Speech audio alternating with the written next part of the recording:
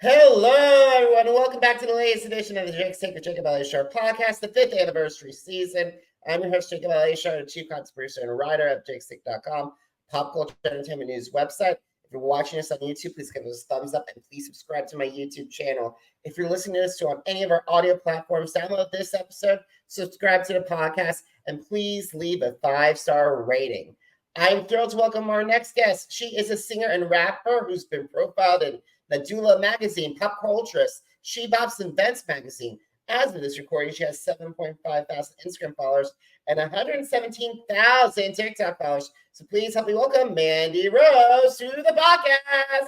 What's up, Thorns? I'm so happy to be here. I hope you guys enjoy this because I know that I'm going to have a good time. So let's get it going.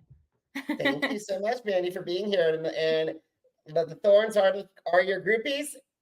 Yes, yeah. So one of my fans came up with that on a live stream. I was like I was on TikTok one day and they commented, they were like, I was born to thorn. And I was like, you guys are my thorns. And I couldn't be a rose without them. So thank you guys for being here. Thorns. Watch out, Swifty. Watch out, Barbs. Watch out, Beehive. Here comes the Thorns. Yep, here we come.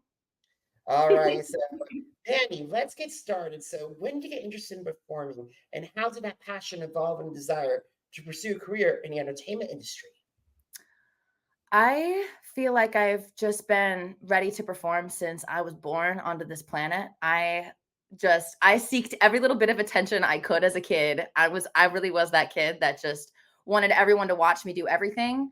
So I think the first time I ever went up on a stage was a ballet class that I did when I was like 6 years old. And I loved it so much, the adrenaline of being in front of people and just doing what I love. I just couldn't get enough of it. So I've taken every opportunity I can to get on a stage ever since then. So it's kind of just always been in my DNA, and I don't know life without it, honestly. Absolutely. And I believe me, I also have that same desire to be performing. I've definitely been like, it could go take my folks have told me it's going back to preschool, especially when I was at preschool and then up to 5th grade where I did a choir of You'll Be My Heart. And so from Tarzan and won over the audience. Oh, I'm a show choir girl at heart. I did show choir in high school, and then I actually did it. I got a scholarship in college for show choir, and I ended up dropping out when COVID hit. But up until then, I was like big show choir girl. I love show choir. I did show choir from middle school. I did in middle school, but as for choir, I did choir from 5th grade to 12th grade. Okay, I love that. Choir kids, ready to assemble. Yes, we weren't cool back then, but we're cool now. Absolutely, absolutely. So let's talk about the recording artists who inspired you. So who are they and how do they inspire your sound? I feel like throughout the years, this answer has changed a lot, but as of recently, I'm a huge fan of Charlie XCX and Lady Gaga, Nicki Minaj. I would say that my music right now that I'm making currently is like a baby of all of them. It's like their love child. And they inspire me because they have such a variety of different sounds in their music. Like when you go through their catalog, you can kind of see the layers of them as people. And like Lady Gaga, for example, I love her stage presence and the way that she puts her shows together and puts a story to it.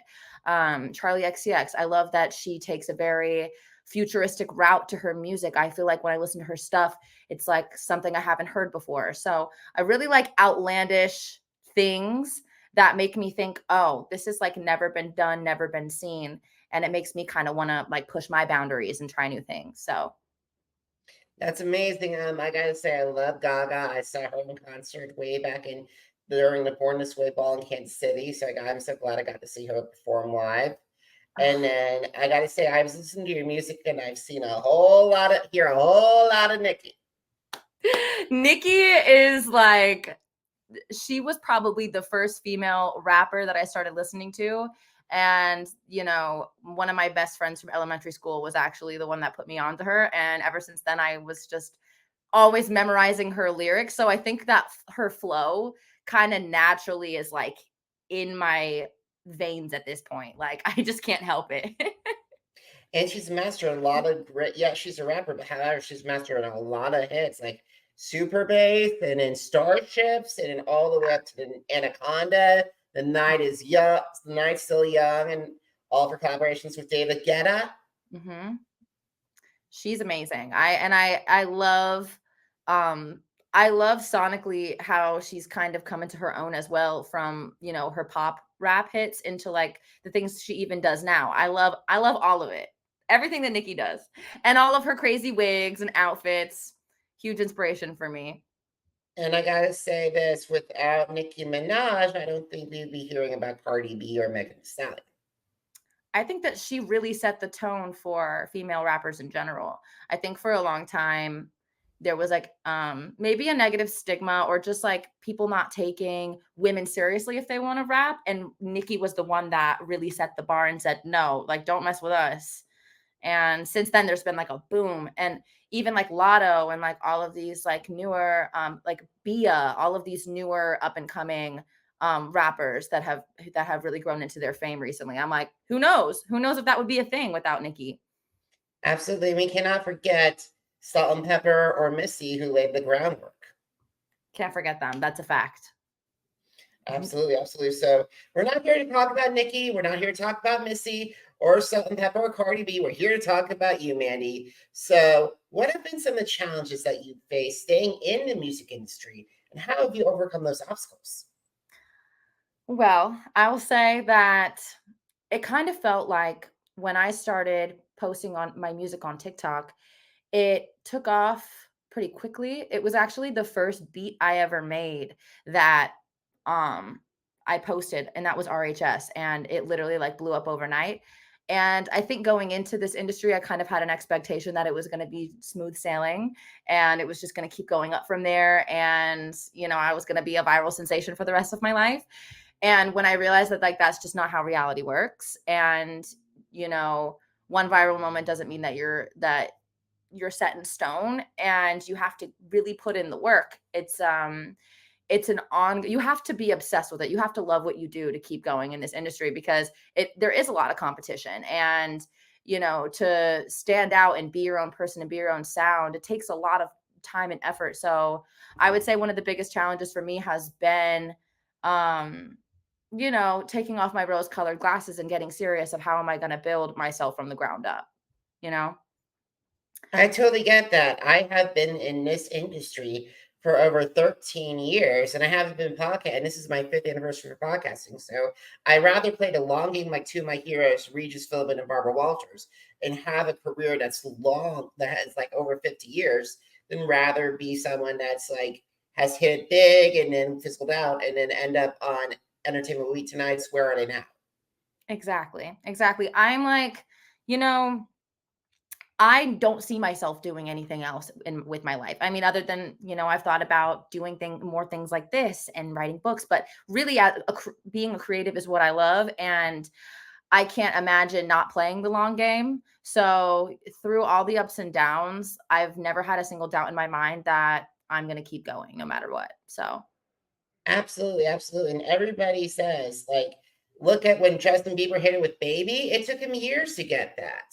If you look at Baby One More Time, it took Britney years to get to that point. And if you look at Michael with Billie Jean, it took him, everyone knew he was growing up all the way until he hit that hit. I know. And I think when you're not in the business and you're just looking from the outside, they're like, oh, this just happened overnight. They're an overnight sensation, or like it all just got handed to them, but they don't see all of the things happening behind the scenes. I mean, so many artists make like hundreds of records before they even drop 5 of them, like it's real. Absolutely. And same with, I think with our industry, if you combine music, podcast, media together, entertainment, it is one of the most toughest, right next to politics and finance. Those are the 3 biggest cutthroat, hard industries to get in and stay in. Yeah. I wouldn't have it any other way though, because if it were easy, everyone would do it. And I know that I'm a strong soldier. I know that I can push through, the beginning stages of, having that break and making your footprint in this industry, like I'm willing to push through it. So, and I know it's, it's like 1% of people that really make it to the end, but I'm here for it. I'm glad you're in here. You're here for it because I'm here for it. So let's go into the long haul together. Yes, baby, manifest. Absolutely. Putting it out in the universe. So I want to talk to you about our conversation about some of your songs because I was listening to it some of them before we got on, and oh my God, it's fire. It's fire. Thank you. I appreciate it. So yeah, my music, it's kind of like, I feel like I'm in an era of my life. I'm 23. I'm living life to the fullest. I'm going out, I'm meeting new people, and like I really just wanted my music to embody that energy of like just feeling youthful and energetic and full of life, and just radiating that. Awesome. So I have picked out 5 of your songs, and I would love to hear the stories behind them. Let's start off with RHS because you brought it up. So as of this recording, 384,000 Spotify streams. Yes. Yeah, I'm super proud of that one. That's my child because it is the first song that I produced and wrote by myself.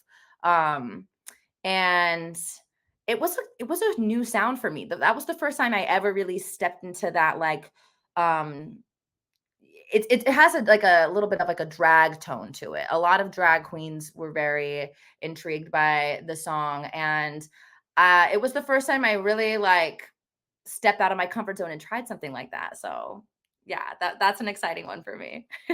Awesome. I really hope that, especially since you mentioned them, I really hope people from some producers or creative members from the RuPaul's Drag Universe were listening to that because that would be fab. That song would definitely fit that show.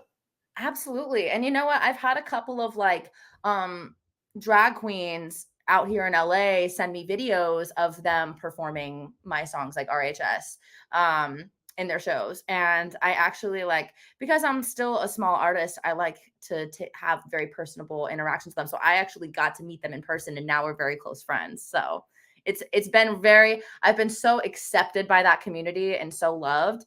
So I'm really excited to see how my relationship with the drag queens of the world grow. And who knows, who knows, as you build those relationships time and time again, who knows, you might be headlining a lot of pride parades in years to come. Yeah, I'm actually like, since Pride is literally right here now, I'm gonna be outside going to everything that I can, and just meeting as many people in the same lane as me, my LGBTQ babies. I'm excited. Absolutely. Let's talk about Keep Up. It's there as of this recording, it's 32,000 streams on Spotify. Yes. Yeah, I think that that's one of my most underrated songs, and I think that people need to wake their ass up and listen to it because it's so good. That was the first song that I made with Tommy Brown when I came here to LA, and I'm I'm in love with it. I need more people to hear it. It's incredible. Awesome. So another one I have is Mad Hatter, 55,000. Mad Hatter, that's actually one of the few songs that I released independently before I got signed. Um, my good friend David Takala, he made the beat and I wrote the song. And I actually wrote it when I was working at a club, and it was kind of like, the song is kind of about like manifesting the bag, and being in that energy, like that bad bitch energy. I'm a little bit crazy, but I'm hot and I'm ready to make some money. Like that was kind of like where I was at in life when I wrote that. So And I think it's a great song, and it's amazing that even though that you've gone on from being a signed artist, one of your top songs that from your unsigned days and your indie artist days still remains at the top. I know. I honestly, like, it shocks me too, because I struggled, I think, when I first started and I was independent, like, and I know a lot of artists probably feel like this, like questioning whether what they're doing is good enough. And I didn't let that stop me from putting things out there, because I knew that if I don't start now, when will I? So it's really heartwarming to see that the stuff I was making a couple of years ago is still getting love from people. That means a lot to me. I agree completely. And besides, you do not want to live your life with what if playing in your mind. I know. And it's so disheartening to see like so many talented people um like not do anything with their creations because they wait until it's perfect. Like nothing will ever be perfect. That's one of the main things I was learning when I was an independent artist and wanting to put myself out there. I was like, I cannot wait for the perfect mix, the perfect song. Like just do it. Start somewhere and you will grow and get better from there, but you got to start, you know? Absolutely. And like, here's the thing, like I have the podcast and like my early episodes, I was on Zoom. I didn't have a microphone. I only had my AirPods. It's like, and I still put it out because the thing is, I just wanted to start it. And I did not want to I did not want to live my life without answering the what ifs. And like, who doesn't love a glow up story? I love looking back at my old, like, cringy, like, videos or songs and like seeing how far I've come. You got to start somewhere. Absolutely. And the thing is, I would love to go back and interview people. I'm very grateful that a few of them from my old days have come back onto the podcast, made their way to the podcast, and have stuck by me. And I'm so grateful every time they come on. And every time I see them progress. And they tell me that I progress. They see me progress. So it means a lot. So I love having those kinds of relationships. But like, man, and sometimes I would love to bring on guests and I would love to do a do-over. And you know what? You should go for it. You miss 100% of the shots you don't take, so you might as well just shoot your shot. Absolutely. Absolutely. Back to the music. So let's talk about Hot One. Ooh, check out my colorful hair. That one was also a co-production of mine. I produced it with my friend Mob, and we actually wrote a majority of it right here in this room. And I feel like with that song, I just wanted to embody like confidence. I wanted to show that like embracing your differences, embracing your uniqueness, not giving a shit about the losers of the world that are going to hate on you for being different, because everybody, like, no matter what you do or who you are, there's going to be someone in the world that doesn't like you or is going to judge you. And I think the whole message of that song is like, just go be who you want to be and do it in confidence and have fun. Have fun doing it. Be a hot one. Absolutely. Absolutely. Absolutely. And as of this recording, I want to bring that number up, 96,000 Spotify streams. Yes, baby. All right. The last song I want to talk to you about is Bunny, and it's up there, 119,600 Spotify streams. Yeah, I love Bunny. Bunny has a special place in my heart. I made that with my good friend Bad Luck and the producer Telly. He's also the one that I think he did Truth Hurts by Lizzo. So he has a couple of like really big iconic tracks. And this was the first song that I ever created with them. And we were sitting in the studio and we thought that it would be like, it's supposed to kind of just be like, it's a little sarcastic. It's like, because I was never going to be a bunny. I was always going to be a creative. But I was like, I'm too hot to be paying my rent. We were talking about like rent in LA and we were talking about how crazy it is out here. And I was like, we should like write, like, we need to write something about this. Oh, tell me about it. I lived in New York City for 4 years and that rent was insane. That's even worse, honestly. I got some friends out in New York right now and they are juggling like 8 jobs. So I know the struggle. I love New York and Los Angeles, but at the same time, I'm like, no, thank you. I got to save my money for my retirement. I don't blame you. I'm learning how to save, kind of. We'll talk about that. All right, then we'll share some tips after this conversation. But however, we got to talk about your dream collaborators. Have you thought of any singers, any songwriters, any musicians or producers that would help enhance your sound, Mandy? Well, I have like the most incredible team of producers and songwriters, and I'm so grateful for that. I'm always willing to expand my horizons. I've always been a big fan of like Max Martin and all of his productions. I think it would be really cool to get in with him sometime and do some pop records. As far as artists go, oh God, I mean, like I have a whole list in my head, but I would really love to get in with some more female rappers like So Witty. It could be really cool. A couple of the other, like, I mean, obviously Nicki Minaj, Doja Cat. But also, Ashnikko, Slater, the ones that are kind of in an in-between of like they're famous and well known, but they're not like quite top charting yet. I would love to like hop on some of their tracks and do what they're doing, and we'll see what happens. Maybe one day. Absolutely. And I want to go back to Max Martin. He's probably one of the greatest producers and songwriters of all time. I got to say, the Backstreet Boys, NSYNC, Britney, Bon Jovi, Celine, I believe, like David Guetta, so many, Ariana, The Weeknd, Taylor Swift. So many incredible artists have gone and on and worked with him. And I got to say, he would be one of my ultimate guests. I've been trying to get him on for years, but like he's still one of my top ones. He's so busy because he's like in such high demand in this industry. I swear, every artist either has worked with him or wants to work with him. So it reminds me so much of George Martin, the Beatles' former producer. Oh my gosh. I just like, I think what makes him stand out is that like almost all of his productions sound so urgent. There's just something about it. It's like this, when you hear it, it's like this needs to be on the radio. It's like a no-brainer.